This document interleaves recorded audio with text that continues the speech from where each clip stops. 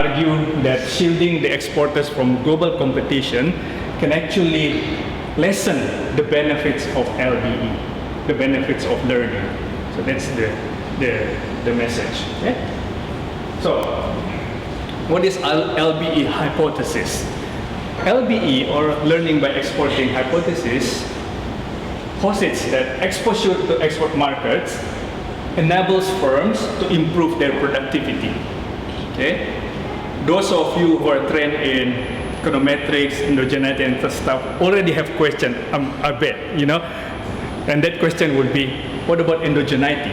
What about those firms who export are already productive before they can export, right? So that break down the whole study design if we don't take care of that possibility, right? So we're gonna do that later. But this hypothesis led us to the next question: how, if exposure to export markets enables or can help firm to improve their productivity, how? And then in the paper we identify two channels based on the previous studies, and that is through buyers or through competitions. So domestic firms, when they decide to export, they're gonna learn through these channels, right? Through interaction with buyers. Usually the buyers, especially the international market, they are quite demanding in terms of the specifications, the types of products, you know, all these standards. They want you to, as a firms, to adhere to all these requirements, a lot of them. And even there is, for example, demand, environmentally related demand for products, ISO this, ISO that, things like that, right? So interaction with buyers that force the exporters to learn. Or the other channel is through competition. So you see the other players in the market are doing this. I came here with Grab, right? And then I learned that there's OJEC and all this. And of course, they're competing among each other, among their fellow players in terms of getting more and more market share. So that is learning by exporting via competition. And we're focusing on this one, on via competition. Why? Because the design and the data allows us to do this. And there are other studies who also look at the other channels, which is buyers, okay? And another reason is that we cannot do everything in one single paper. So here we are just focusing on this one, competition, okay? And that is related to our policy discussion later on industrial policy, export promotion policy, and things like that, okay? So, studies have found evidence of LBE. A lot of studies you can refer, and then you can also share the paper later. But no one systematically explores the channel. So we are one of the first who actually systematically study the channel of LBE in a way that we can provide information to policymakers as to, you know, help policy or actually stay away from policy. Okay. And we are interested in exploring the competition channel. So why is this important? If policy goal is to improve productivity, identifying the right channel is important, right? Understanding the extent to which exporting increases productivity might help avoid policy failure. For example, industrial policy, export policy, and things like that. I'm supposed to have title in every, but that's okay, probably it's, is it there? Yeah. Sorry about that. What is the title there here? What? Okay, challenges. So we had to face some challenges in our study. There should be a title here. It says challenges in the study. So the first challenge is, of course, how to measure or contextualizing competition, right? And then the next one is how to isolate the other important hypothesis, and that is the self-selection. Remember at the beginning I said that there are two competing hypotheses, right? The first one is LBE, the second one is SS. LBE says you export, then you learn, then you increase your productivity, right? SS said you learn, you are productive, you are able to export. So which one is right? Maybe both, right? But in order to study this one, we have to isolate the impact of that one. So that's how the study works, right? Otherwise, you cannot say much that this is what is happening if this is still, how to say, polluting the study design, right? So we need to isolate this, okay? The third challenge is how to deal with confounding factors. Confounding factors means other events, other policies, other activities that might affect our estimation. In this case, we are looking at the MFA, the Multi-Fibre Agreement, and that is, I will describe the MFA, but in a nutshell, MFA is an agreement on trade in textiles in the world, right? That helps developing countries to enter developed countries' markets via quotas, right? So basically, there is a body out there led by developed countries, US, UK, and other developed countries that sit together and allocate quotas to developing countries in a way that they will use that quota to fill in these markets in developed countries for their apparel exports, textile and garments, right? And then this has started since the 60s, right? 70s. This has started since 70s, but then they started the phase out in the 95, the plan, but it's actually removed. It was effectively removed in 2005, right? So by 2005, there is no more facility, so no more, you can say there is no more protection for these developing countries' exports. So these are the timeline, 70s, 95, 2005, actually it is removed already, but then confounding factors. That means there are events or policies during the same time that might affect our estimation of the effect of MFA abolition on productivity, right? What are they? Things like,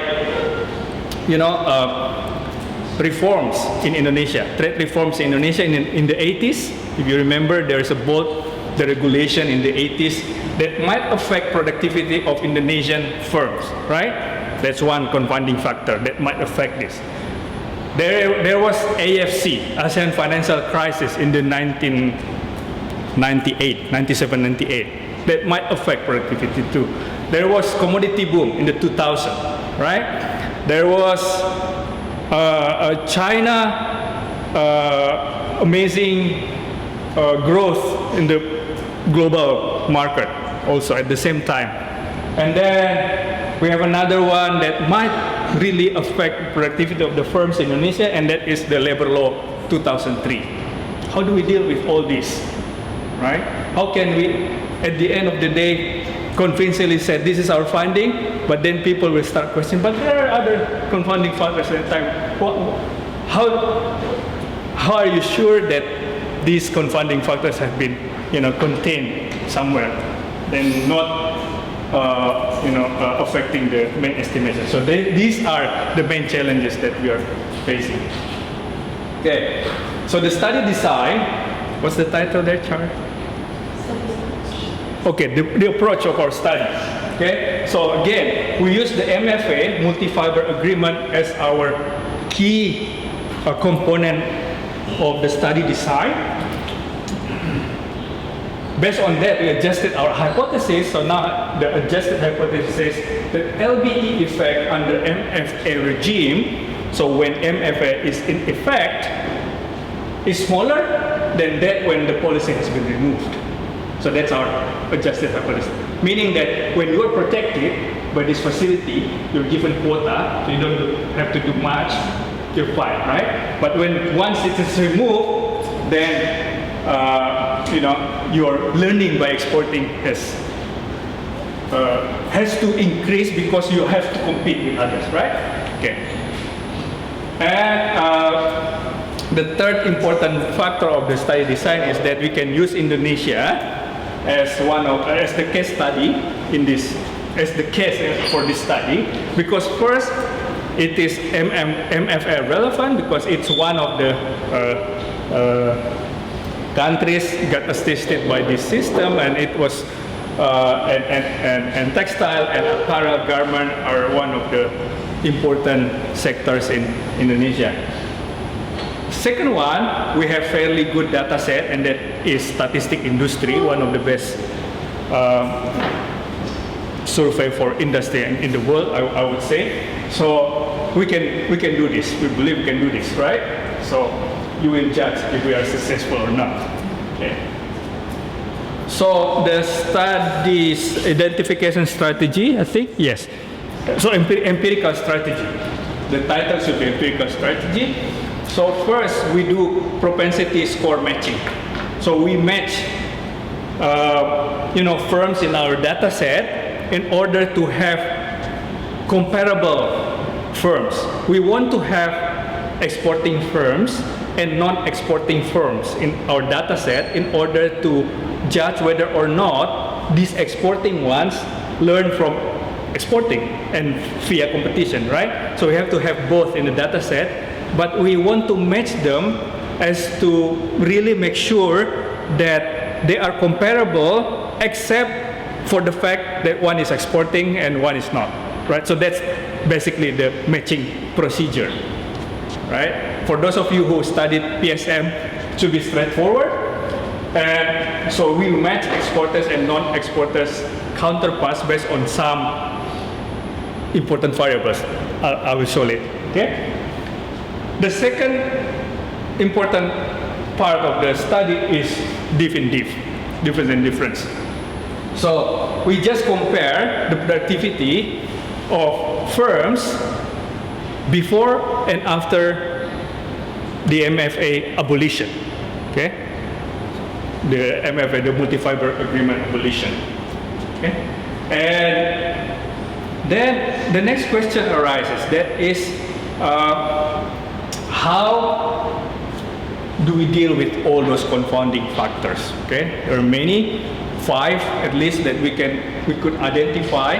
So the way we deal with this is to use some kind of quasi-synthetic control mechanism, whatever it is, right? But what we mean is basically we have to find another sector that is reasonably similar to textile, but was not subject to MFA, right? And then after some thoughts, some deliberation, we decided that it was footwear industry, okay? And footwear industry is quite similar to garment because it's also food-loose, it's also labor intensive, it experienced same regulatory environment in Indonesia, and it also experienced all these confounding factors, AFC, ASEAN financial crisis, China accession to the global market, trade reforms, labor law regulation, except it did not, or it was not subject to MFA. So I think it's close enough to find some comparable, sector that we can use as one sector comparable to garment that is subject to all the confounding factors, but not MFA. Okay, so that's how we deal with these confounding factors. We are going to compare the result for garment. By the way, we use garment, textile, apparel interchangeably, so sorry for the confusion. But by that, we want to compare that with footwear and see the the difference in the result. So basically when we do this, we actually do D, difference in difference, right? Okay. So the next big part of the study is time frame adjustment. So as I said, starting in 1995, in one of the WTO or GATT rounds, they started to discuss the phase out of MFA. That's 1995. But plan is plan, right? As usual in global forum like that. So it was started to gain traction in 95, but it was actually effectively removed in 2005. It took 10 years, after 10 years before it is actually removed completely in 1st January 2005.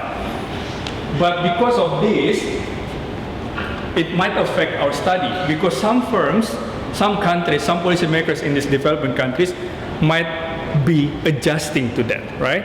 So they know that at some point this facility will be removed. So we need to be prepared for that, right? So we also need to take care of that possibility in our study. So basically we use some sensitivity analysis with time frames. We move the time frames in order to see if our results are robust enough. Okay, so this is the remaining outline of the presentation. So after this background illustration and brief discussion, so I'm going to continue with this. First, again, I'm going to talk a little bit more about MFA and then our identification strategy, and the most important of which are LBE under quota regime. So basically the main equation, and then how to filter out the non-MFA confounders, those about five different policies that might affect our estimation, and how to reduce the SS, the self-selection bias, right? And then I will talk about data and results. The main meat is the results, and then discussion and policy implications. Okay? Anytime you have questions or comments, just please cut me. So you're welcome to intervene. So a brief about the MFA. Again, since the 1990s, US and Japan has a VAR, voluntary export restraint, among each other. And UK at the time imposed some, protection, imposed quota on export from Hong Kong, India, and Pakistan. So basically, MFA started as protection tools for developed countries, because they started to look, these NIE, newly industrial economies, Taiwan, Hong Kong, South Korea, Singapore did not produce textile, right? They started to flood the market in developed countries, and they started to think, how do we deal with this if we also want to, grow our own domestic firms, right? So MFA started, okay, basically as a tool for protect the firms in developed countries, right? It was set in the GATT round, one of the GATT round in 1974. GATT is, of course, the precursor of WTO. So MFA quotas were first given to 3 NIEs, Hong Kong, South Korea, and Taiwan. But then after that, probably they think that if we just limit this, we can, at the same time, we couldn't actually produce as much as what we want as the developed countries, so they extended facility to Bangladesh, India, Indonesia, China, Sri Lanka, Pakistan, and others, right? And by 1990s, almost all garments export from developed countries were subject to the MFA. So there's this evolution from protection tools to become facility to assist developing countries export markets to developed countries. Okay? So, and the MFA quotas is very complicated, very specific. I think Desi had really hard time to actually understand the mechanism because it's very complicated. It's country, product, volume, time specific. Okay, so it says how much volumes that you can, which countries, specific, during what time, right? And as I said, it's a flow from protection tool to some kind of facility assistance. And they started to talk about phase out plan in 1995. If you're a player, you probably get nervous already, right? If you heard that, you know, these developed countries are going to take away this assistance or these quotas, okay? But actually, the effective abolition is on January 2005. So this is just some illustration of the growth of exports. You can see that MFA help boost apparel export from developing countries. So you can see these are the growth rate of apparel exports, and it's quite. This is Indonesia. It's ups and down, but probably this is when, you know, they start to feel. They learn that it's going to be phased out because some countries adjust instantaneously, some countries take it easy, but also there is another condition that, you know, because quota has a fill rate, right? If you're given 100, say, quota, and your fill rate is only, for example, 70, you still have 30, right? But if you are close to that fill rate, you might slow down a little bit. So that's why you see a lot of variations in that data. So now, this is the first equation that we want to deal with. So basically, we regress productivity, and there is a whole lot of work just to come up with this variable, because this is the TFP, the total factor productivity. And in our paper, we have one whole appendix for how we deal with TFP, because estimating TFP itself is a challenge, right? Those of you who probably study TFP might agree that total factor productivity estimation is quite, you know, challenging, as we found. So we follow, like we could say, the state of the art of estimating TFP, and then we put it here, and then we regress that to export status, whether or not firm export in the previous year, and then we put the MFA abolition dummy, right? So that's 2005. Oh no, sorry, it's 10, right? So if the MFA is gone or abolished, so that means all the years after 2005, right? But 0 when MFA is still there. Right? Look, this is MFA abolition, not MFA. That's how we design it, right? So to make it easier to interpret the results later, right? And then we interact this export with MFA abolition. So basically, our interest is here, beta 3, because beta 3 tells us whether or not firms learn from exporting even when the MFA has already been abolished. So that's our interest. That's where our interests lie, right? To prove our hypothesis or to test our hypothesis. And then we throw in some controls. Controls here includes foreign ownership. By foreign ownership, we mean if the firms have some kind of FDI involved, right? You can tell that from the statistic industry, okay? And then import shares, we also throw in some import shares because some of the exporters also import their raw materials, right? And then size the firms. As you know, from statistic industry, we have medium firms, large firms, so we also control for the size. and the textile dummy. Because some of these, export, they divide into garment, apparel, textile stuff. So we try to control for that too. Okay, that's one. So this is the quota fill rate that I mentioned before. So you see, in general, well, there are some variations, but in general, the fill rates after 2000 are decreasing, and that might indicate that some firms are already adjusting to this announcement or discussion about phasing out the MFA facility.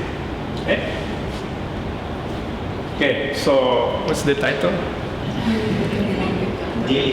Dealing with the data. Okay, so there are some, again, I'm not going to repeat this, confounding factors, and then to deal with, we pick footwear industry as comparison.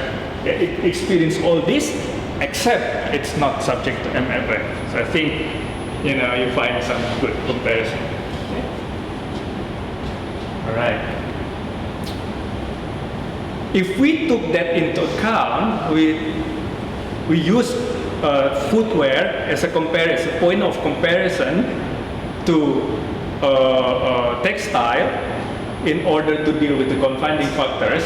The equation becomes like this, right? So you see, we now have garment there, garment, okay? So basically diff in diff, right? Because we want to see the difference between exporters and non-exporters.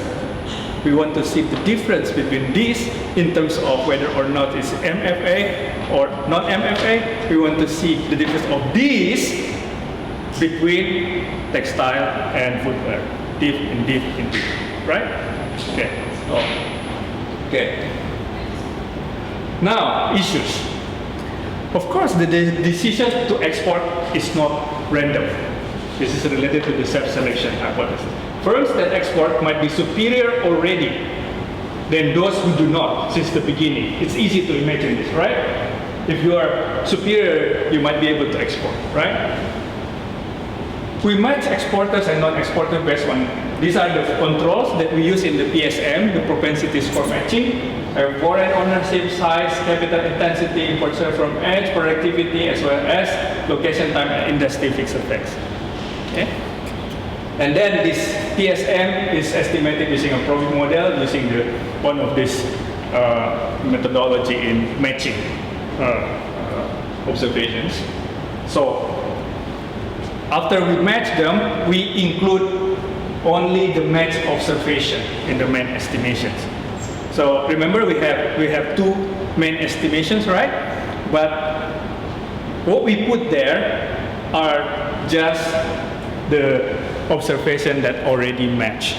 So in that sense, we can argue that we deal with this non-randomness of the decision to export. Okay? So this is the PSM equation that we did. So that's the propensity to export, and then there's a foreign ownership, size, capital labor ratio, value-added ratio, age of exporting, and then location, industry, and then year dummy. Data.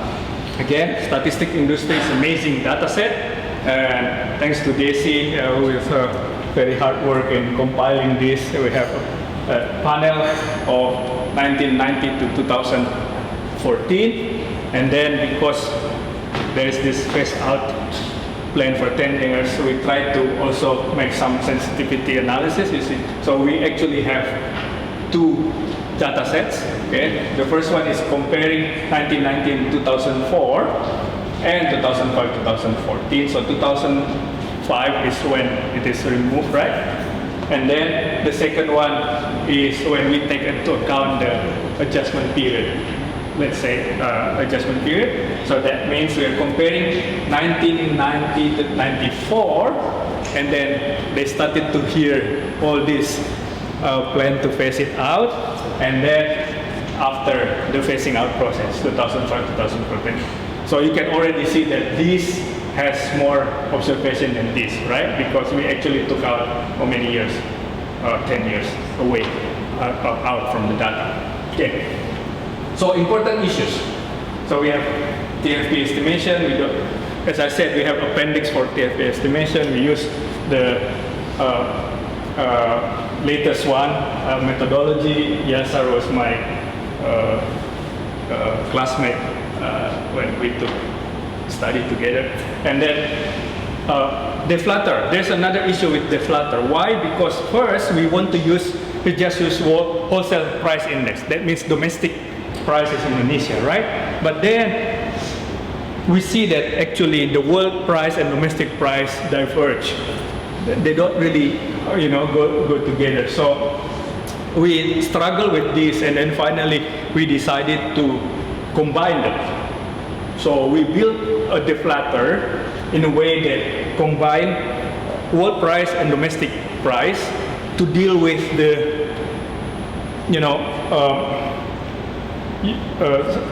some changes in domestic prices. Also, there is unique changes in price due to liberalization era.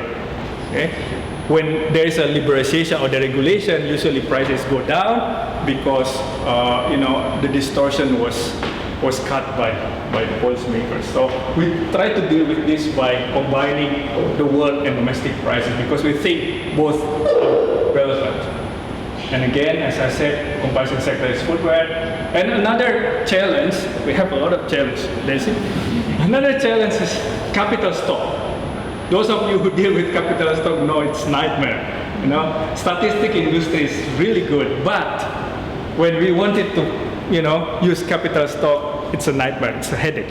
And so, how do we do this? We had to do some cleaning, interpolation, and removal. But luckily, there is an influential paper by Blalock and Gettler that we can follow. And now I can say this, that one of the Daisy's external examiner is them, right? She didn't know at the time, but I contacted them. I wanted them to actually look at Daisy's work, and then they said that this is really good. This is actually improvement of what they did, right? So we are quite confident on this approach when we deal with the missing capital stock data in Indonesian data set. Okay, so with all that, so these are the descriptive statistics. So you can see this part is garment, this part is footwear, and this is when MFA is still there, right? Daisy? This is MFA, I believe. No, MFA is there. This is MFA abolition. Sorry, that's some. So this is MFA 2005 to 2004. That means after abolition, right?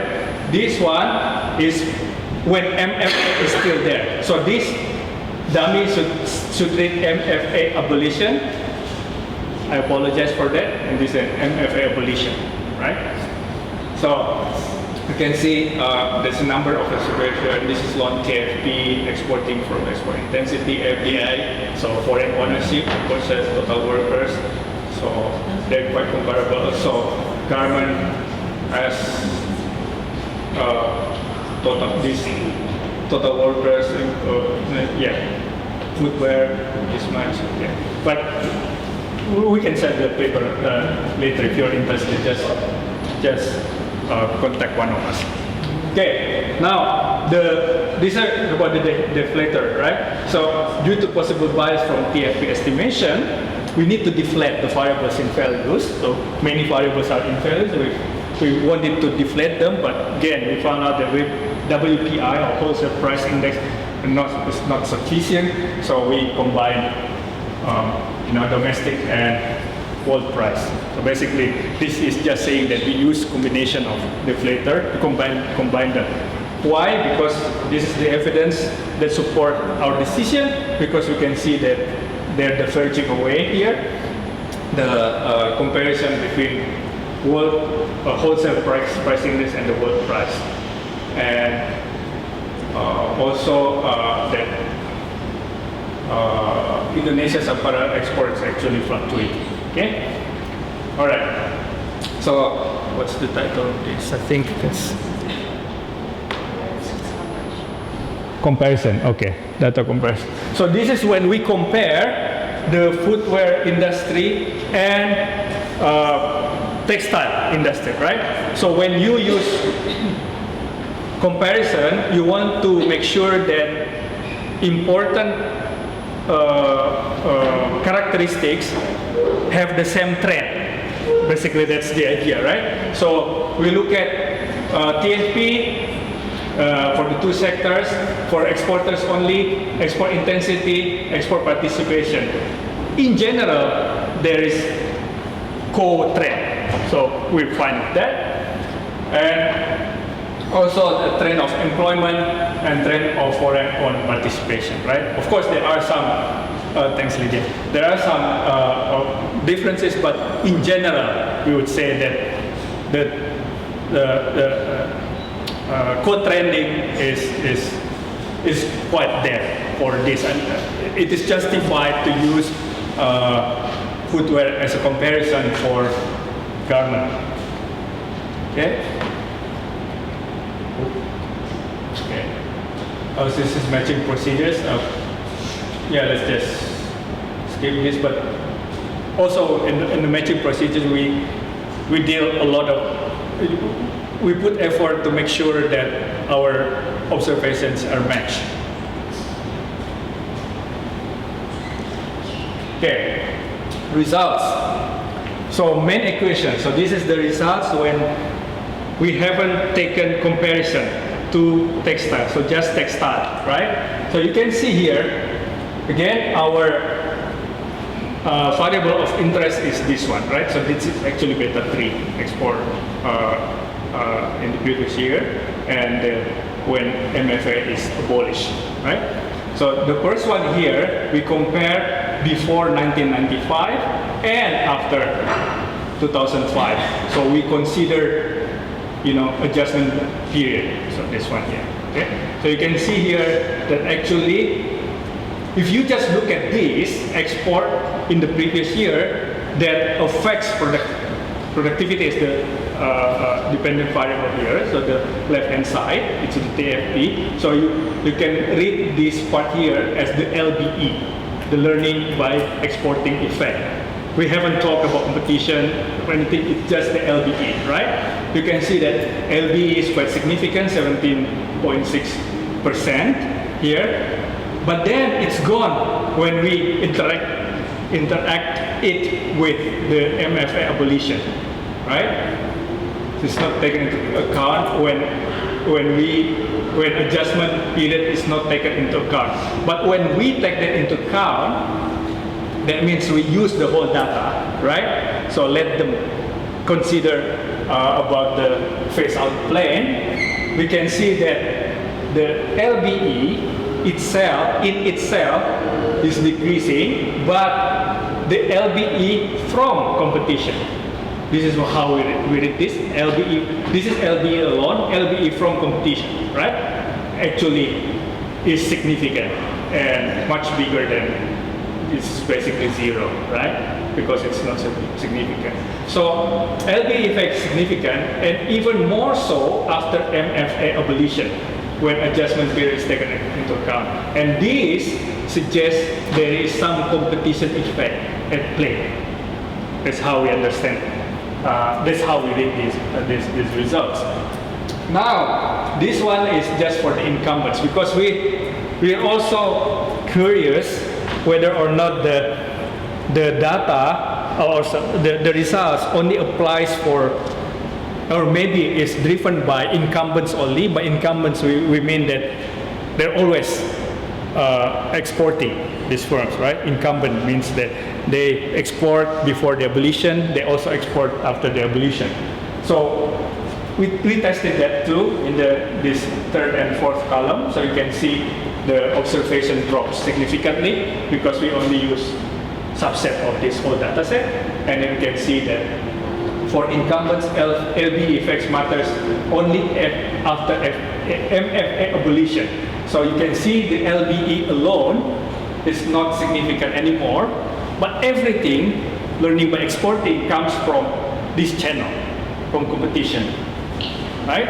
So we argue that for those whose business is actually in this, exporting textile, they really learn a lot when the facility actually has been removed. That means they are forced to learn by competing. Okay? So that's the main equation. And then now how about when we include the garments? Okay? So this is the variable of interest, export, garment, and abolition. That means this is in comparison to footwear, right? And this is in comparison to when MFA is still there, and this is in comparison to those who do not export. So again, diff in diff, right? So here what we can see is LBE effects for combined sectors are positive, these combined sectors, right? But for garment alone, it is negative or insignificant. This one is garment alone as compared to footwear. It is negative or insignificant, reflecting that regulation era might have hindered productivity for footwear. Okay, because this is in comparison to footwear, right? But however, this effect for garment turned insignificant after MFA was abolished, right? So again, comparing to footwear, so footwear is the base, garment is there, but in comparison, the way to read this is all this is in comparison to footwear, right? Because we throw in footwear as comparison. So when we see this very strong, significant result, that means in comparison to footwear, who were not subject to MFA assistance, and when the MFA is abolished, the garment sector actually were forced to compete and were forced to learn from that competition. Okay, so that's how we interpret the results. So there are some placebo, some robustness checks that we did. So this is one of the placebo effect that we try to move around the time frames, the time limit, because as we said, it was actually started to get traction in '95 about phasing out plan, but actually the removal is in 2005. So we move the lower cut-off points of the time and also upper, and then we see that removing them is not significant. The one that is significant is actually the upper bound of the time frame. That means after the MFA is abolished, the competition effect is stronger. We also did some tests for structural breaks to make sure that the time frame between MFA and non-MFA is actually matters, right? And then we see, yes, there is a break. So in statistical lingo, we say that the null hypothesis that there is no structural break is rejected, right? We hate this kind of sentence, but that's what they use, right, in statistics terms. Okay, we also look at the size and ownership effect, because we want to know that if this effect is different for those firms that are medium and those who are like big firms, right? So we look at that, and also we are interested to see if the firms has foreign ownership and also just domestic ones. And then we can see actually interesting results here. So bigger firms have higher LBE effect from competition than smaller ones, and foreign-owned firms have higher LBE effect from competition than domestically owned ones. I think that makes sense. If you invest in some domestic firms, you want them to be competitive in a way that they can enter export market. Okay? So this may also suggest that bigger and foreign-owned firms have more capacity, just like what I just said, make more capacity in dealing with competition, right? Or that's your intention as an investor to get into domestic firms, to make them able to enter export market later on. So, conclusion. First, policy intervention may create a situation that opens up or closes down the channels of learning, right?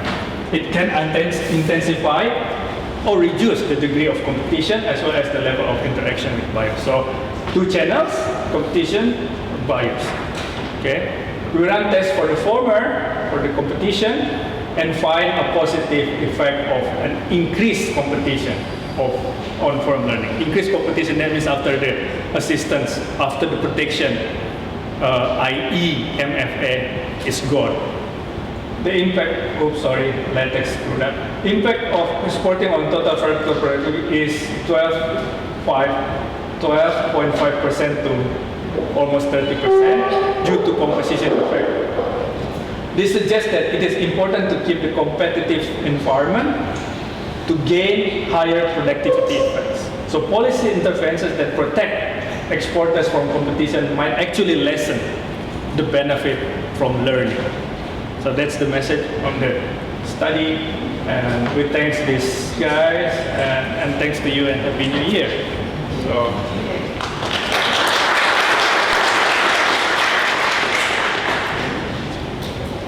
We have plenty of time for Q&A.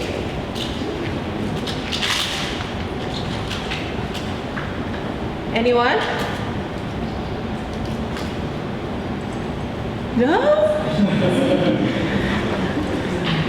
That means I have to find a good question. I already have an answer.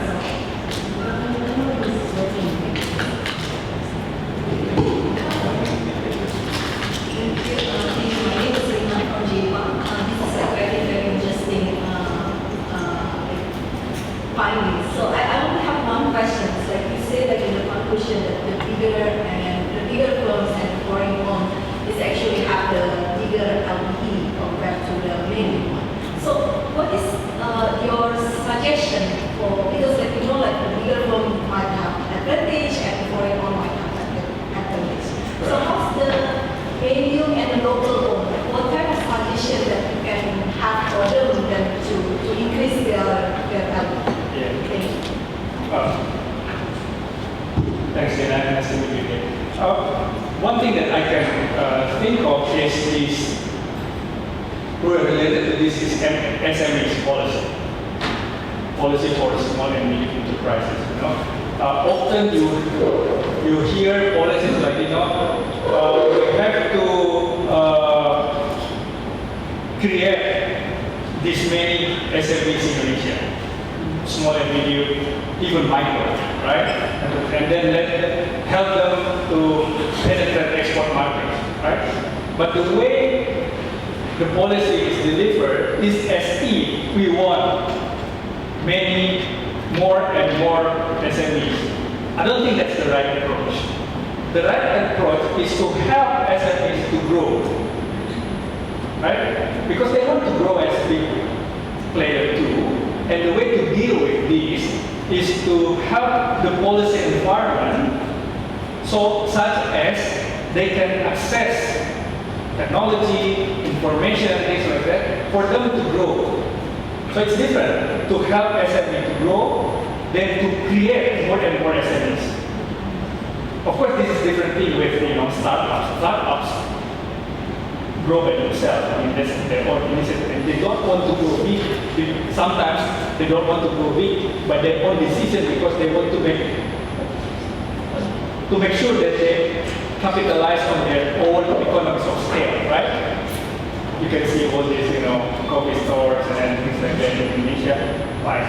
But I think related to this study is to help improve the policy environment such that all the smaller ones can help themselves to grow bigger, and when they grow big, they can start to think about penetrating export markets. What are the policies as well?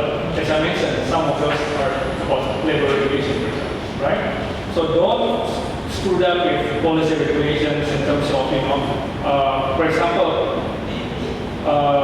we have to require big firms to always tandem with small firms, but the new ones, for example. In attempt to create more SMEs. I don't think that's the right approach. But help them to access more technology, more information, and stuff. It's a better way to do that. Any other question? Oh no, Lina just took my question, so I have to think about another one.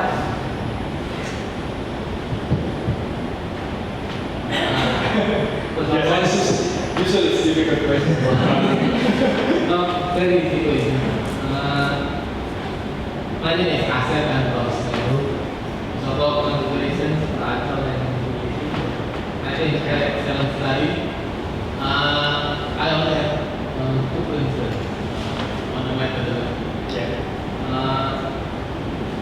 So my understanding, your treatment is the garment industry, and your control is the footwear industry. Right. Did you do any tests to show that these 2 industries are connected or not? In other words, are there spillover from FKP to footwear? Even though footwear is not under FKP, Right. but if the 2 industries are correlated, it may be affected. Right. If this is true, then the gap is actually Right. under FKP. Secondly, I'm interested to know within a country under FKP, how is the quota allocated to firms? Okay. And that will also affect estimation because if the quota is allocated to firms which are already have high productivity, Right. yeah, then you will also have another estimation. Because you select firms which already have high productivity. Yeah, okay. So that's my two. Yeah. Thanks, Pak Asep. It's a different question. Okay. So first one, maybe Desi can add to that too also. And the second one is actually also asked by a referee. And we have addressed that on the first one. But you said that if the garment and footwear are correlated in a way that the decision of firms in garment industry with regard to MFA abolition might have spillover to footwear industry, then the estimation is the effect is underestimated, right? That might be true, but if so, we are safe. Why? Because if it's underestimated, that means the learning by effect here is actually stronger than what we saw. Right? Because if this is underestimated, the true effect is stronger than that. Right? But of course, there's only answer half of that question. Maybe this can add one. How do we, if we deal with this possible spillover effect? On the second question about maybe some of these firms are already productive before they export, right? This actually we deal with that a lot asset, and that is the self-selection hypothesis. So the way we deal with this is through the PSM, the propensity score matching. So we really want to make sure that firm A and firm B are similar, except that one is exported and one is non-exported. So they are also similar in terms of their productivity. And then we put them in the data set. So we matched them before. We hope that they actually address the self-selection. And in fact, some of the studies do only look at SS, not LBE. As I said, these are the two competing hypotheses, right? Some studies who only look at SS do exactly that. They match them first and then they estimate. But the difference between them and our results is we're looking more closely of NLE than SS, but we take account for, we already isolated this SS effect before we run it. So this is no, I cannot answer anymore. Critically now. Thank you so much, Pak Ajo. I think your presentation is interesting in me. My presentation before. Thank you so much, Pak Asep, for the mechanism how the MFA also affects the footwear. Actually, during the study, I cannot find such mechanism how the spillover effect happens. Maybe you can. It's possibly that it could happen, but I haven't thought about that before because I cannot find such story like and then I haven't tested. It's a good question, so maybe I can try to find story about that and try to test that spillover, but I don't know how to test it. So it's good suggestion for me to further improve this paper. And for the second question, it's about are you asking about how the quota allocation among firms? Yes. Actually, it's it's also being asked by the research. So. The allocation actually, the government allocate the quota among the firms, and there is like a mechanism to allocate, but it's changed over time. So during the period of MFA from 1970 to 2005, the mechanism, the system that government allocates mechanisms from government to the firms different. Sometimes they compete. There is competition among firms. Sometimes they group firms based on their performance, past performance, and small firms. So the mechanism is different over time. So it's quite difficult for me to check those specific details for that. So in this study, actually, we have assumption like every firm has same opportunity to get to allocate it by this quota because we cannot find detailed data for this and also the specific mechanism for each year for this quota allocation. Thank you. Maybe that's one paper.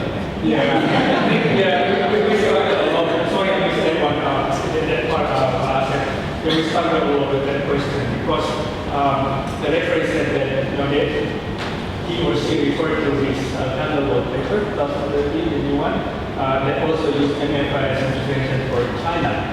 And then he said that this paper they actually look at also the political economy of the allocation of the quota within the country. So from the Department of Dagangan, for example, how they allocate these quotas for different firms in the country, right? That's a political economy question. They could do that in that paper because they add additional surveys, which we could not do for this study. They actually did some, really for another paper. Thank you.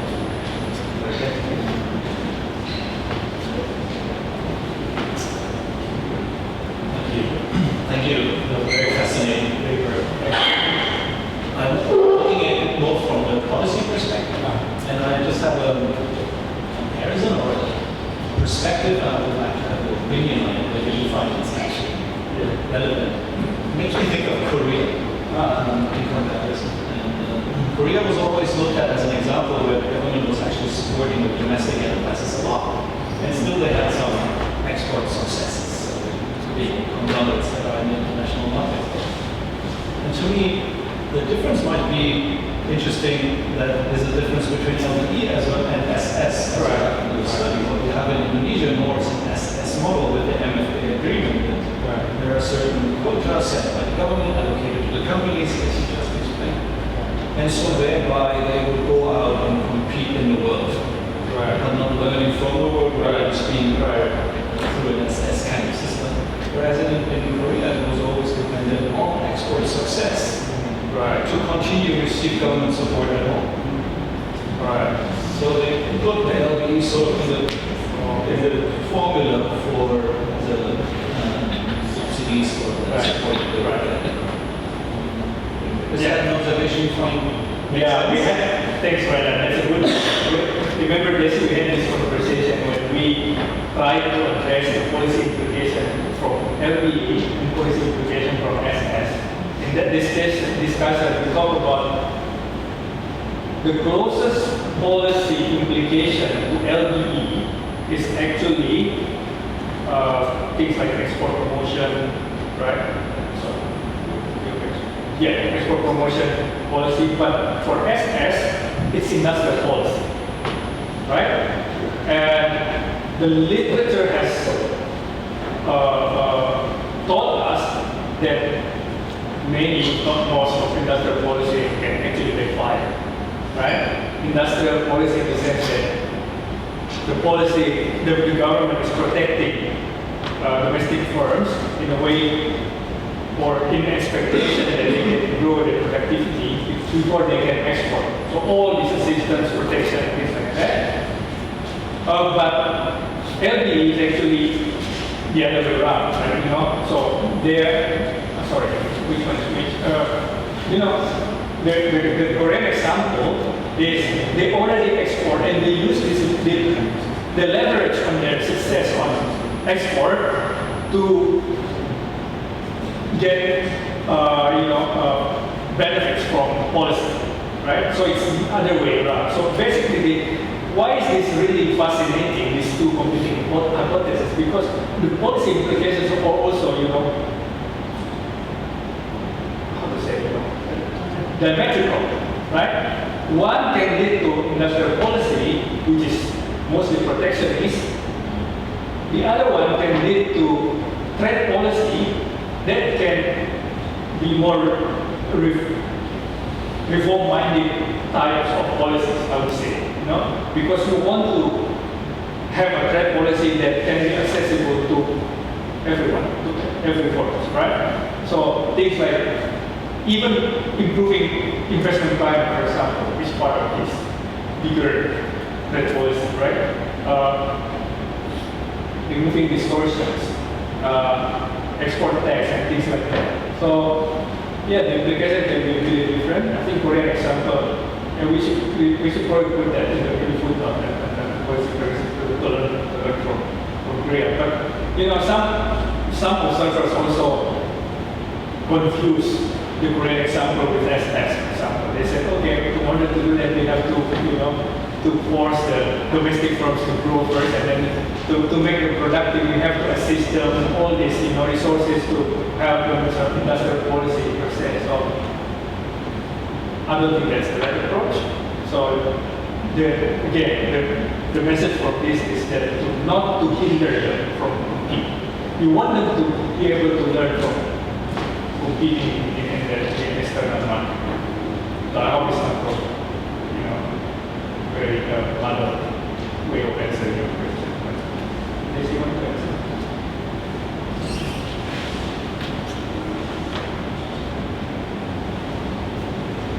Any other questions?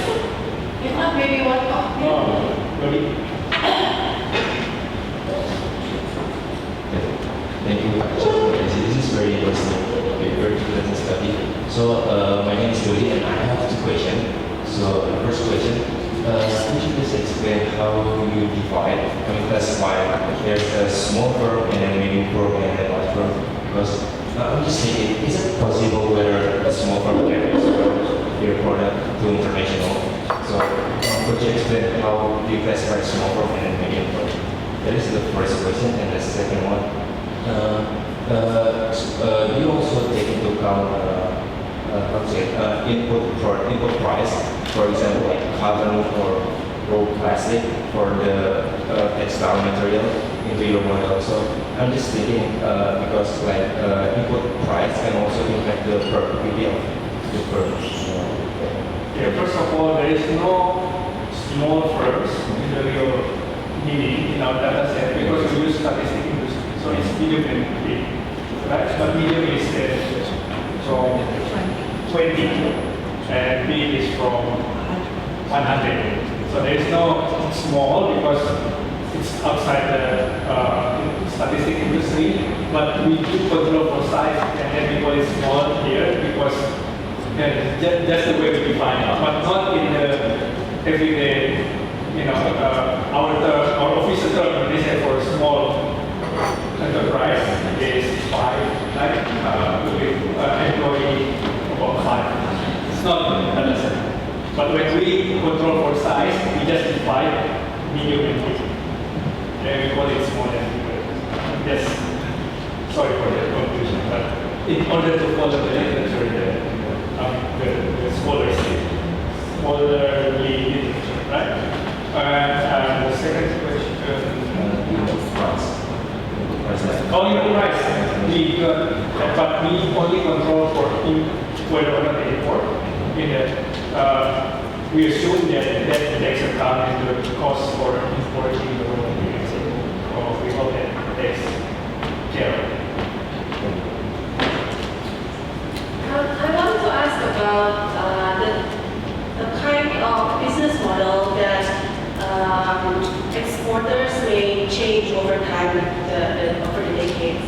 Because in the last maybe 5-10 years, there's always supply chain type business models where you don't export like a whole garment, but maybe part of the garment. So, is there something from your study that can lay insight on this? Because they're actually, they're exporting more, yes, but maybe not the whole garment, but just part of the garment, the belt, the punching, or something like that. But that's my question. If there are no other questions, you can ask. Thanks, Lydia. That's important questions. We don't address that in this paper. We do address that in another paper. That when we include GPS sector, global production sector, just to see whether or not firms that are involved in global production network behave differently with those who do not yet involved in global production network. We want to see this if our papers get accepted in Bali conference, please come to Bali. Okay, so you can bring it next time. So thank you very much, everybody, for coming, and also a big round of applause for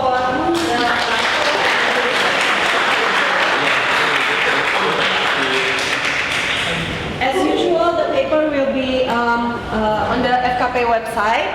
So this month is being hosted by the Indonesia project. We have 2 other events in Jakarta and one in Papua. So I don't know if you are going to be in Manokwari, but if you are, feel free to attend.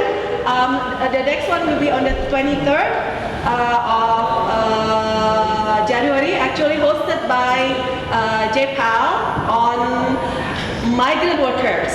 And then on the 29th by Budi Reso Sudarmo, co-hosted by World Resource Institute Indonesia, still in Jakarta. So feel free to check. Sorry, on behalf of Indonesia project, we'd like also to acknowledge support from IPET. Thanks.